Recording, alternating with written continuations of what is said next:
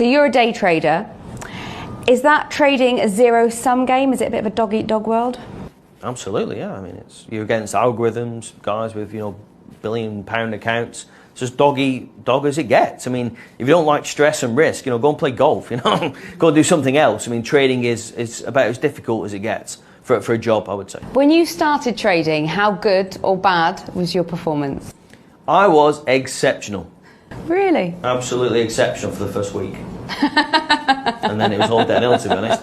I was such a typical man, a typical bloke. Really counter trend, thought I would reinvent trading. And I did, literally for a week. I smashed it. And then it all became very hard and very boring and very real very quickly. And it probably took me about 2 years to be consistent, find my edge after that. A lot of hard lessons, a lot of things that I teach people now stem from that really culture shock. I mean, how do you go from a normal job to making, tens of thousands of pounds a day, but then also losing that? Over the years, what have you learned that's changed the way that you approach the markets? Wow, that's a good question. I think you never really stop learning. And I don't want to say like cliched, but if you stop learning, you're almost, dead in the water. There's always new things to look at. The world's changing. The world's changing more than I think anybody actually realises. It's not the actual, it's changing, it's the pace of change. We don't really have decades anymore. We have like kind of 2-3 year cycles. So that's what I'm learning, to get on the back of information and really, push myself and push my kind of understandings, because what was right a year ago isn't necessarily right now. I mean, look at the stock markets.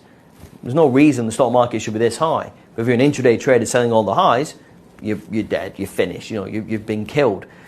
But that's because there's no... So it's all these things you've got to change with the psyche of the market, change with the psyche of the people, and knowing who you're trading against and why they're doing things. Trading's the easiest thing in the world. It's a click of a button.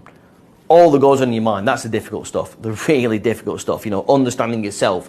And people don't want to admit it. That's when I do my kind of one-to-one mentoring sessions. That's why I'm successful, not just as a trader, because I finally understand myself, but I understand how other people think.